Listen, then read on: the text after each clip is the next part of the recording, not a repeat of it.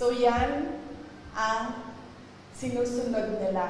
It's not without precedent ang pag-file nila ng anti-terrorism law. Yung mga sinabi ko ngayon, yun yung gusto nilang gawin. Kaya pinipilit nila na merong violation sa batas. Mag-cancel ng passport, mag-red notice, mag-unlock, mag-issue ng kaliwat kanang search warrant. So, ibig sabihin, babalik pa rin tayo dun that this is clearly oppression and harassment for remarks that pinipilit nila to take it out of its logical context. Abogado ako. Alam ko kung anong illegal at illegal. Alam ko kung anong actionable at hindi actionable. Hindi actionable ang maghabilin ka. Hindi actionable yun. Walang active threat kung hindi ako mamatay. Walang mali doon. Walang illegal doon. Sinabi nila kahapon kung sino bang nandoon sa inyo sa interview press briefing namin. Sabi nila, pinalaki at pinalakas yung security ng First Family, ng President, dahil may threat. So ako, napaisip ako, nilalakasan niyo yung security niya? Ibig sabihin na yun, papatayin na ako? Why for? Will you double the security? Diba? Itong mga dictators and oppressors, unfortunately, hindi sila magaling mag-isip. Basta lang sila tira, pero hindi nila iniisip na lahat ng sinasabi nila doesn't make sense, especially kapag nagsisinungaling ka, mahuhuli at mahuhuli ka sa pagsisinungaling mo. Kaya nung nakita ko yung NBI sa pila, nagpatanong kagad ako sa Negros. Kasi it's not the first time na ginawa nila yun sa isang Pilipino. Sabi ko, anong nangyari sa Negros? Sinabi sa akin kung anong nangyari sa Negros. And sabi ko sa mga lawyers ko, yan ang gusto nilang gawin. I'm sorry, yung sa PNP po, kasi direct na so, ikaw yung group natin, yung security pa yung araw ko rin ng AFP para to face investigation. Yes, oo. Initially, we are filing charges against them as well. For disobedience, for kidnapping, for robbery. Okay, next question po. Speak the Spiro ABS-CBN. Yes, ma'am. Good afternoon. Ma'am, do you have any information as to the status, health status of your attorney office? And do you have any information when she will be transferred to the house or attention? Ma'am, wala po akong update sa status ni Yusek Zalaika Lopez and Ms. Gina Acosta, both of whom are admitted sa Veterans Hospital.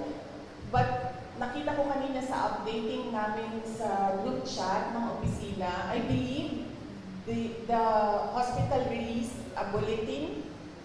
Tama ba? Parang nag-release ata ang hospital ng bulletin about updates sa kanila.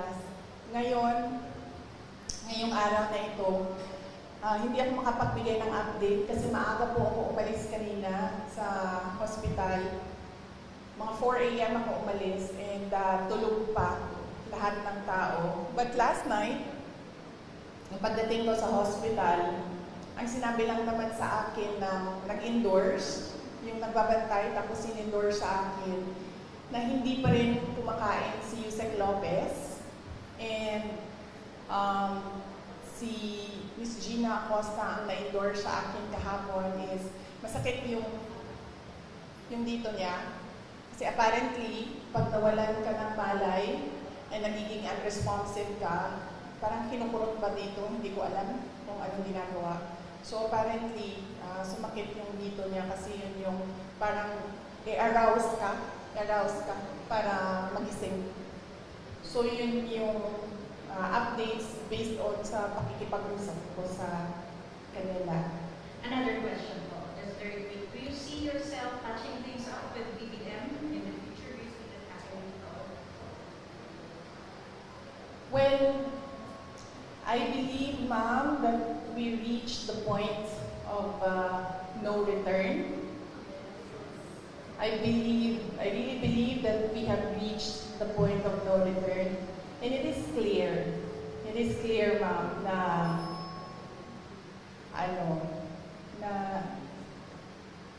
parang they are really going after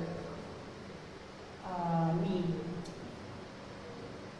At gusto talaga nila akong tanggalin sa posisyon. And totoo talaga yung mga sinasabi ko na threats sa akin. Bago pa man nangyari yung kaguluhan sa House of Representatives noong nakaraang Friday, documented lahat ng threats sa akin, sa Office of the Vice President personnel, and even sa aking family. So, gusto kasi mag-Vice President ni Martin Romualdez. At hindi niya alam, ayaw ng mga congressman at ng mga senador na mag-Vice President si Martin Romualdez. At hindi niya alam na ayaw ng taong bayan mag-President si Martin Romualdez. Unfortunately, hindi maintindihan yon ni Martin Romualdez. Yun yung problema. Okay, that's from Heroes of Montesa, RMN is Alina. Good afternoon, ma'am. Any reaction lang po ma'am sana sa mga pambabatikos or mga pahayag ni House Majority Leader at Zamboanga City District 2 Representative Manix Danilo ang laban sa inyo tungkol nga dito sa mga nangyayari? Well, hindi ko siya kilala, ma'am. So, huwag na tayo mag-comment sa sino ba yung pangalan ng ma'am? Manix Dalipe po, Congressman Manix Dalipe. I don't know him. I'm sorry. It's difficult for me to give a comment about something na hindi ko alam kung ano sinabi niya, sir. At hindi ko po siya kilala. And Sir Marco Polo, Brigada News po. Good afternoon, ma'am, Sarah. Maliban po doon sa lumalabas na plano ng higher house or House of Representative para impeach ka ba? Ano po masasabi yun? Well, they can always try na mag-impeachment. They can always, gumastos at magwaldas ng pera ng gobyerno para i-impeach ang Vice President. Kung yan ba naman ang gusto nila, magwaldas ng pera at pagtakpan ang kakulangan at pagsisinungaling ng administrasyon. Para lang hindi mapansin ng mga tao na maraming mga pangako ang napako ay babanatan nila ako. And then they can try. And then let's see. Diba? If I get impeached, then that is my end. Tapos. Okay, thank you for the answer, ma'am. And for my last part, sa local front ng Zamboanga City at Zamboanga Peninsula, maliban po sa mga tulong na binigay niyo po yung tulad ng ayuda sa medical and other, ano po yung mga future na nakalaan po para sa Zamboanga Peninsula, lalo na po dito sa Zamboanga City? Opo. Yes, sir. Thank you for the question. Nag-aantay kami ng final budget ng Office of the Vice President sa ilalim ng General Appropriations Act. Pero we are really not hopeful anymore kasi nakikita nyo naman kung gaano ka-intense yung gusto nilang pilayan ang Office of the Vice President. So, we're not hopeful. Kung meron mang budget And then, yung, kung ano man yung maibigay na budget, pagkasya namin, yung mga projects namin doon. Ang mangyayari nito, kunwari man, as an example, noon meron kaming 40,000 beneficiaries a year. Siguro, we'll reduce it to 10,000 beneficiaries a year. Ganun yung mangyayari. Ida-downsize yung mga projects. That is, if kung merong pera para sa projects. Kung wala naman pong pera para sa mga projects, ang maiwan lang ay pambayad ng sweldo ng mga tao, ng mga employees ng Office of the Representatives, then dapat kayo magreklamo, taong bayan.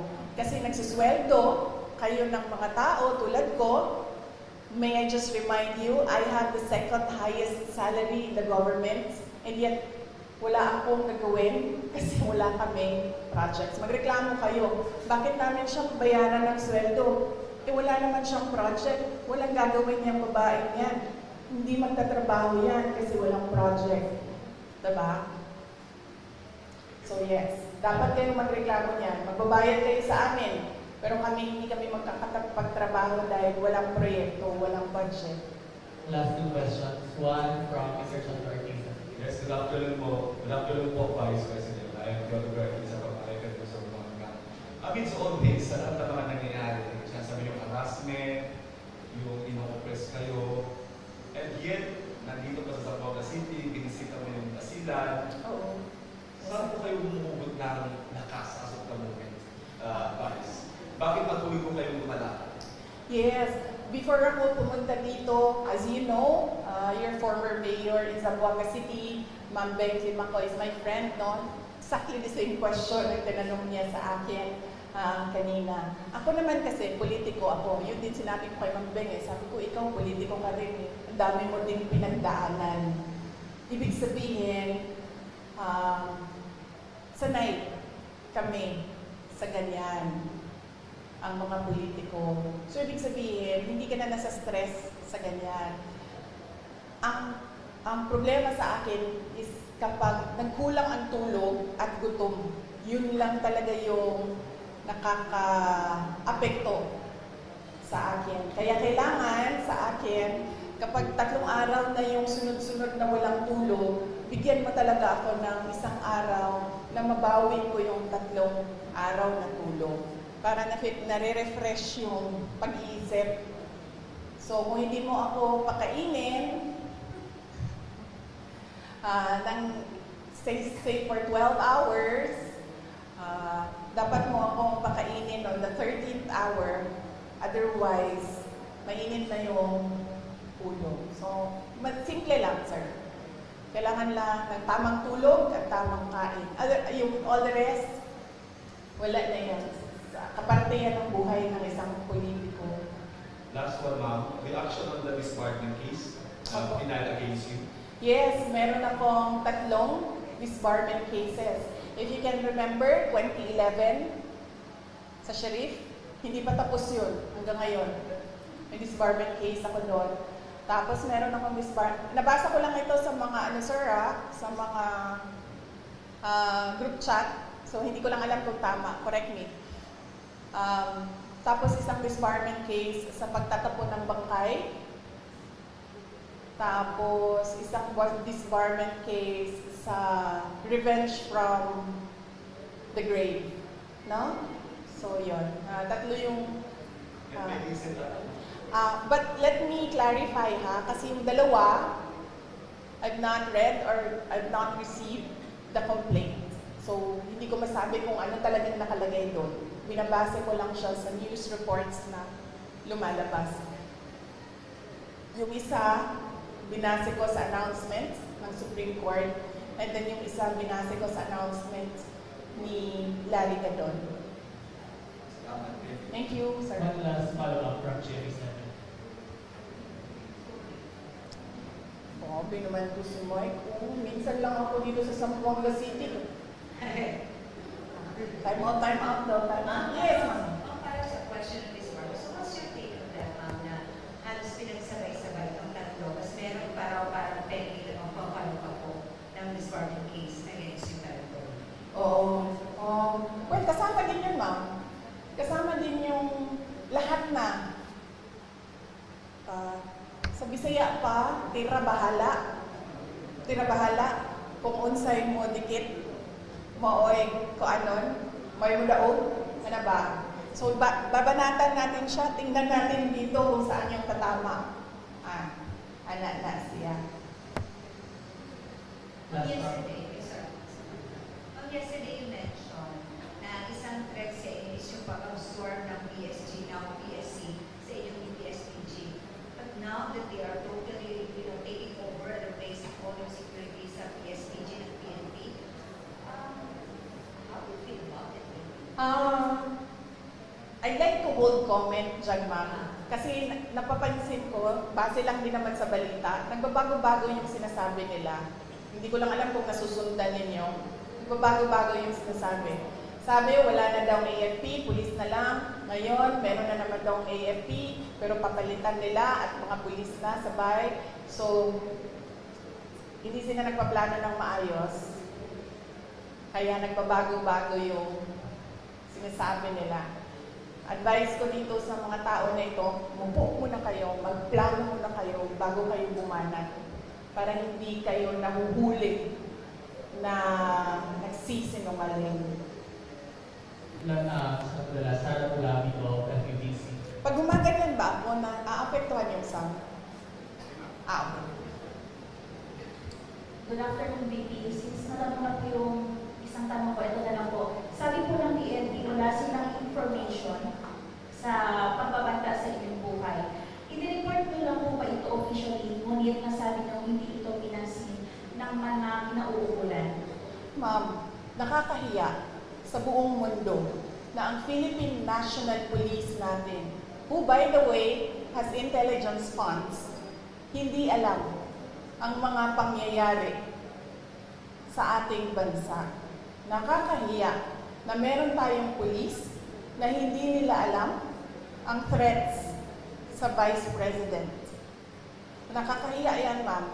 Huwag sila magsasalita ng ganyan kasi nagpapakita yan ng incompetence ng Philippine National Police.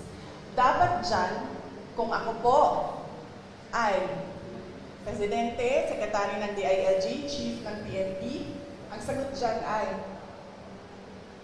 let us sit down and investigate the alleged threats so that we will know if these are true or not. Yan ang tanong. Ayan ang sagot dapat ng tamang tao. Pagiging tao na tama mag-isip. Yan ang sinasagot dapat. Hindi yung sinasabing wala kaming alam ng mga threats. Nakakahiya na ang pulis, ganyan. So, ibig sabihin, ang dami nilang walang alam ng mga pangyayari. So, kaya pala, nagkanya-kanya na ang mga kriminal dahil walang alam ang kapulisan. Nakakahiya para sa Pilipinas na naririnig na ang pulis natin ganyan magsalita. Ms. RG po, ladies of Mata Times. Last question po. Yes, VP, magandang hapon po. RG from Ladies of Mata Times. I would just want to ask po, with what is happening, may satellite office po kayo ng mga nagsela din po. So, dito, ang satellite office na hindi nagsiservisyo sa Zamboanga lang, pati sa Basilan, Sorel, Tawi-Tawi. How will you, anong assurance po na tuloy-tuloy yung servisyo with what is happening now? Yes, ma'am. Bago po ako sumagot, ma'am, may I just say, I love your color green ngayong hapon na ito. Halatang-halata naman, ma'am. Oo. Wag, ma'am, kasi suspended ka na kaagad bukas, ma'am. Huwag ka po mag-green. Suspended ka na bukas, ma'am. Sandali. Okay. Yes. Nagpapasalamat ako dahil nakapunta ako ng Zamboanga City ngayong araw na ito. At in-person yung meeting namin ng satellite office lead sa Western Mindanao. Kasi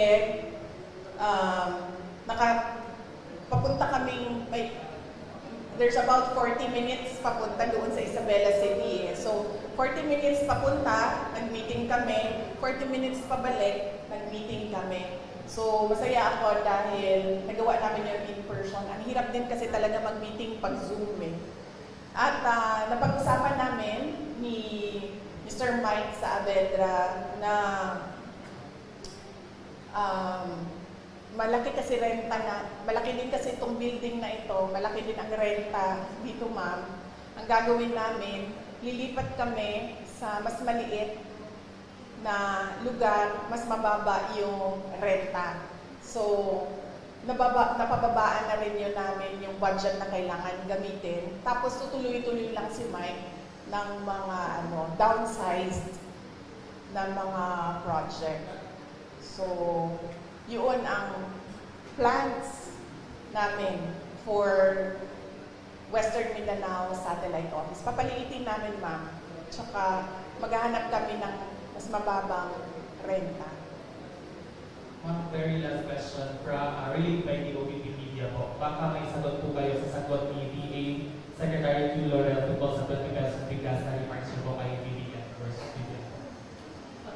Ano ba sinabi niya?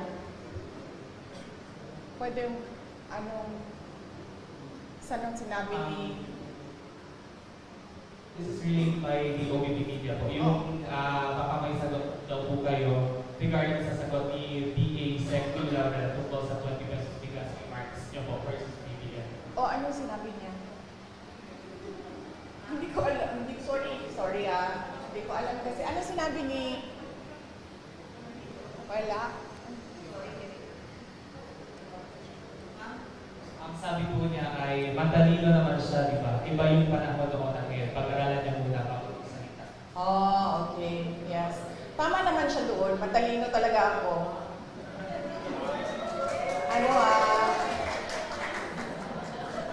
Nahiya naman ako.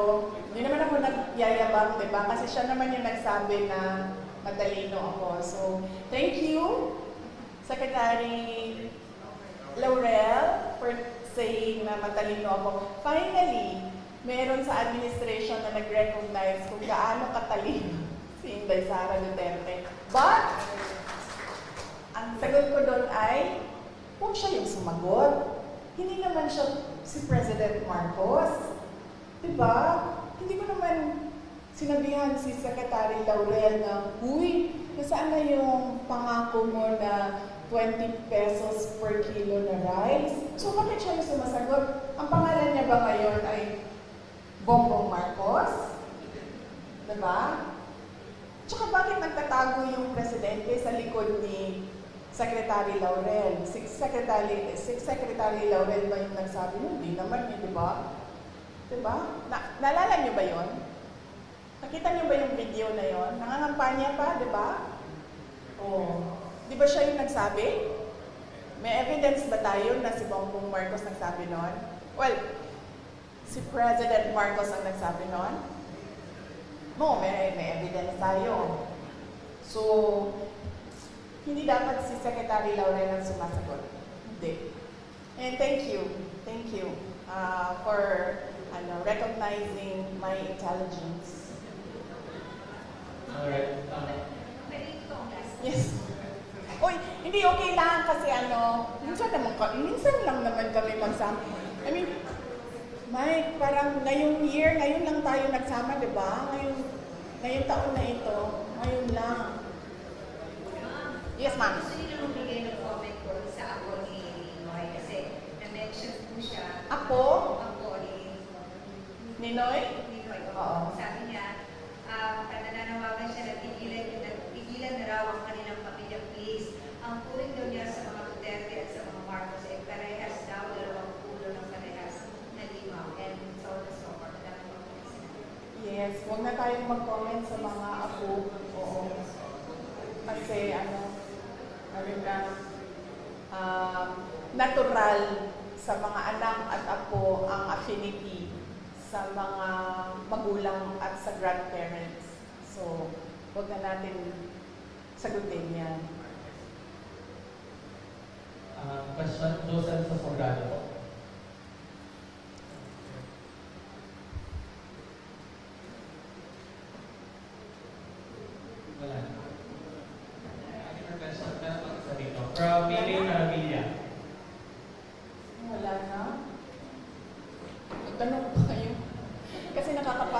barangay. Tapos, walang tanong. Yes, yes, ma'am.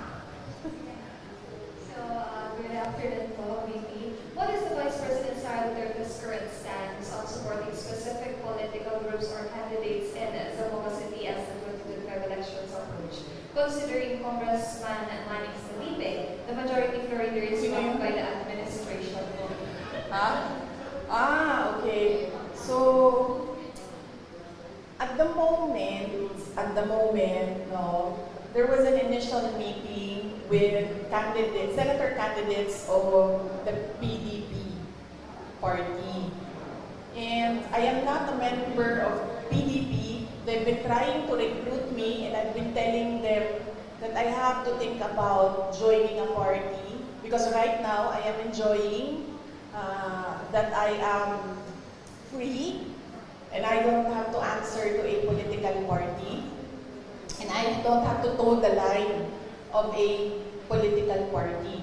So I have to think about that. But I told them that I can help you strategize on what to do. Initially, during the meeting, I gave them suggestions.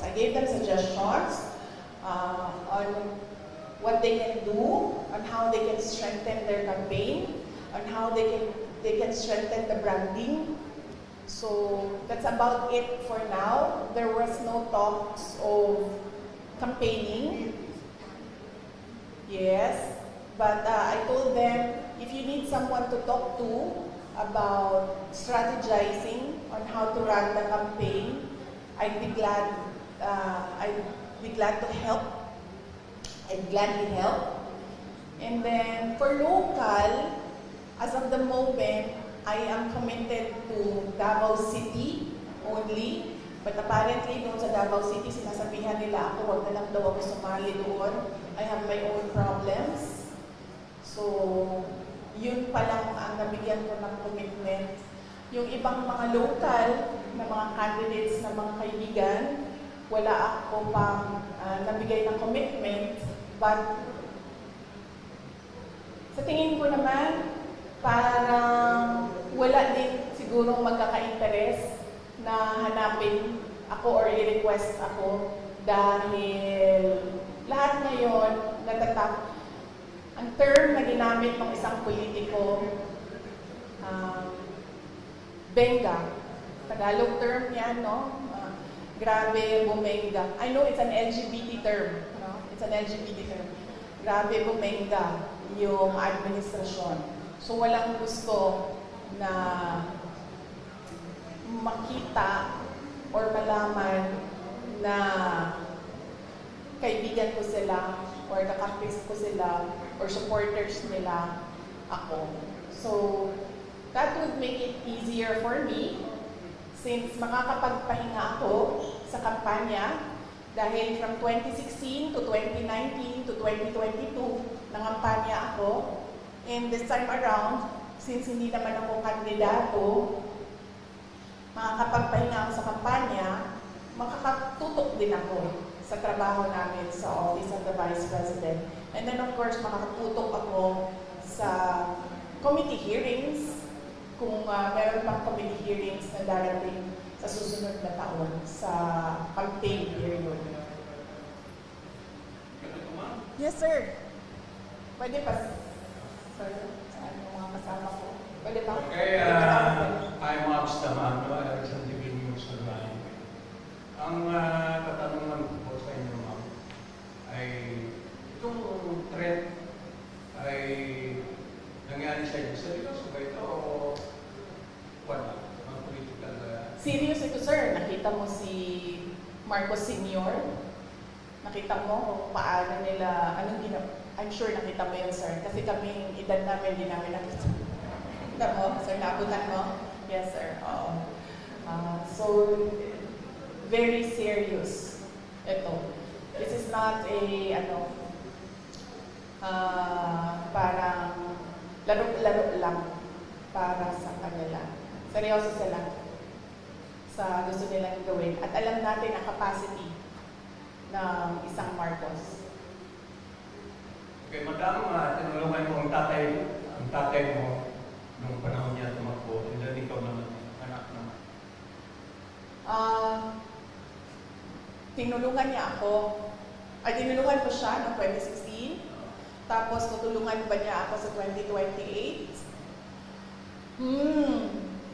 Hindi ko alam. Dahil noong 2022, wala. Noong 2022, wala siyang active help na ginawa. Sinabi lang niya na kaya niya yan. Na iyon din ang sinasabi niya hanggang ngayon, kaya niya yan. So heartwarming, no? Pag ang magulang mo, ganyan lang yung sinasabi, kaya mo yan. Wala man lang, parang, uy, kawawa ka naman. Uy, parang, anong matutulong ko? Uy, kailangan mo ba ng doktor, abogado?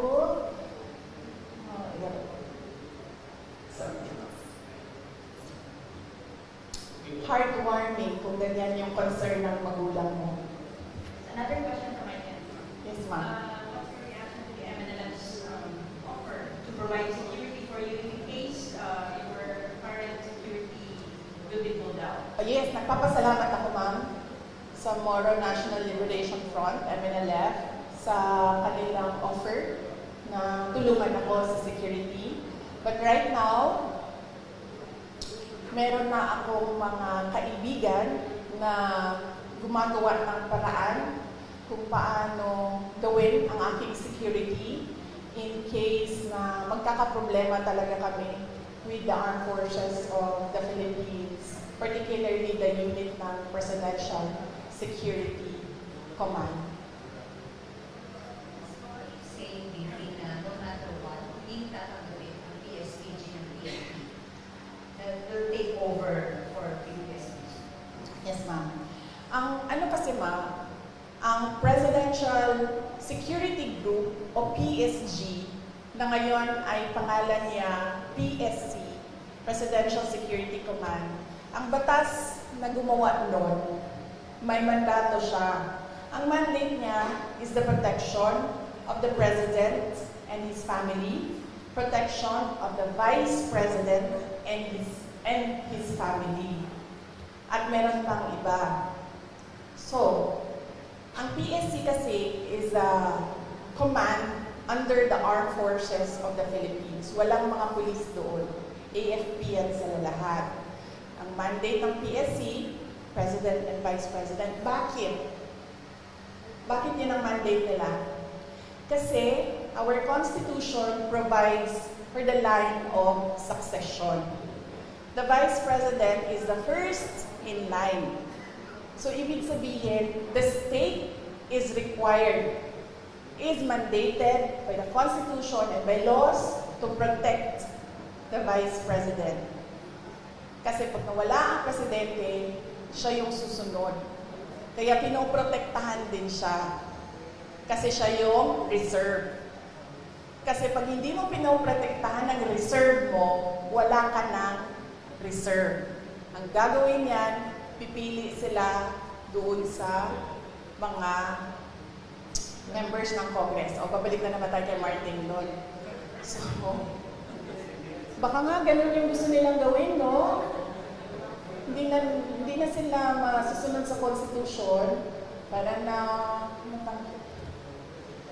that is something I have to think about again as well. So, yun. Yan. The PSG, now PSC, is a unit of the Armed Forces of the Philippines. Its mandate, President and family, Vice President and family. Why? Because there is a line of succession. You need to protect your reserve. Wala doon sa usapan ang Philippine National Police. Super last po from OVP Media. Based on the DBM COA Joint Circular, OVP and DepEd violated a rule on confidential funds when you allowed security officers to handle them instead of special dispersing officers. What's your reaction? Sorry ulitin mo yung tanong. Based on DBM COA Joint Circular, OVP and DepEd violated a rule on confidential funds when you allowed security officers to handle them instead of special dispersing officers. What's your reaction? Sino nagsabi? sa base ma'am sa BBM OWA joint circular. Kaya nga, sino nagsabi mo na base doon may violation? This is question from Sir JC from OPP Media po. Oo, but someone has to have said kung balikan nyo na lang. Balikan natin last one from Mr. Joel Ortiz. Good afternoon again, ma'am. Balikan ko lang yung local front. I can see former Vice Mayor, former Mayor Beck Limacon dito. And it is a public knowledge na nung last election, isa siya or hindi siya lang yung pupuntahin talaga na pinakita yung suporta sa iyo bilang sa pagtakbo ng Vice President. And now she is running under a group na kumbaga ikalaban ng sinasabi nyo hindi nyo kilala na kongresista. Kilala ko si Kimber. So since nandun si Mayor Ben sa grupong yun, is it safe to say na kung mag-endorse po kayo ng candidate locally, of course, kasama dyan si Mayor Ben at yung kasama pa yung buong partido niya at yung kalaban ng sinasabi nyo hindi nyo kilala for Mayor. Thank you po. Okay. Yes. Sige. Well, kung meron pa mang value words ko dito sa Zamboanga City at meron pang mga tao na nalilit, ay, nakalimutan ko sir, tama. Sorry. Kaya pala ako hindi na mag-endorse dahil nung last endorsement ko, anong nangyari? Sinasabi sa akin ng mga tao na budol sila. Hindi, Sarah, nabudol kami dahil sa iyo. Saan man ako pumunta, yun ang sinasabi sa akin. Kaya pala ako nag-desisyon na hindi ako mag-endorse. But, let me just say that nakita niyo ang track record ni Mayor Ben Limacon noong siya ay mayor. Nakita niyo ang kanyang mga accomplishments. Ngayon, mayor siya na, ngayon vice mayor ang kanyang tinatakbo. So easily, kung magagawa niya ang pagiging mayor, easily, she can do the work, the duties, and the mandate of a vice mayor. Dahil nakatutok lang yan sa legislation. So, kung kaya niya ang executive, lalong-lalo na kaya niya ang legislative. Dahil one track ang trabaho ng legislator. Gagawa ka ng batas. So, on that point, the voters should think about that. Her achievements, accomplishments as mayor, and her capacity na mag-vice mayor. Lagi ko sinasabi ngayon, ano bang dapat iniisip ng mga tao ngayong darating na ang eleksyon? Unang-una, pangako. Huwag na kayong maniwala sa pangako, ha? Pag sinabi ng tao, ito ang pangako ko, i-check nyo muna. Yung mga pangako ba niya noon? Tinupad niya ba? Check nyo. Ano ba yung mga pangako niya noon? Natupad ba yon? So, dapat ba namin paniwalaan yung pangako niya ngayong eleksyon na ito? Pangalawa, huwag magpadala sa vote buying. Ang vote buying ngayon, legal na, hindi na illegal. Akap, AIC, SMAIP, tupad, at kung ano-ano pang tinatawag na ayuda. Nagiging legal ang vote buying. Bakit nagiging legal ang vote buying? Dahil kontrolado siya ng mga politiko ngayon. At meron silang kota-kota sa pamimigay ng ayuda. So yan yung sinasabi ko, yan yung proof ko na nagiging legal na ang vote buying na tinatago sa pangalang ayuda. At pangatlo, hindi dahil gikan yan sa pamilya ng mga politiko tulad ko, hindi dahil galing yan sa may tatay yan na mayor, may kapatid yan na governor, may anak yan na congressman. Hindi dahil galing yan sa political dynasty ay ibig sabihin magaling ng kalibre niyan. Huwag ninyong iboto ang isang tao dahil lang sa nakaapelido niya ang gusto nyong kandidato. So yan ang paalala ko ngayong darating na eleksyon. check promises, tanggapin ang ayuda kasi pera ng bayan yan, pero huwag magpadala sa vote buying. Pangatlo, huwag bumoto dahil kaapelido o dahil nasa political na pamilya yung kandidato. Bumoto kasi chinek niyo yung mga promises niya at chinek niyo yung kakayahan niya. Tulad ng sinabi ko ngayon, nakita natin ang 9 years ni Mayor Ben, ibig sabihin, alam natin na kakayanin niya ang pagiging vice mayor. Going up from Sir Bons Magsumbol of Raptor pala po. He's asking for a reaction based on DBM COA joint circular. OVP and DepEd violated a rule on confidential funds that will allow security officers to handle them instead of special dispersing officers. Reaction po. No, I will not comment on the assessment of the person asking the question. Ano pangalan niya? Bons Magsumbol of Raptor. Oo. I will not answer a question na si Bons Magsupol ang nagsabi na there is a violation of the JMC. I will only answer kung nagsabi ang COA if there is a violation of the JMC. Hindi COA si Bons Magrapol, hindi siya COA. So hindi siya dapat ang nagsasabi na merong violation ng JMC. Na sinasabi ko din, hindi ang congressman ang nagsasabi na merong violation ang Office of the Vice President sa confidential funds. COA lang na trabaho yun. Alright, thank you so much everyone for your answer our first. Maraming salamat. Magandang hapon.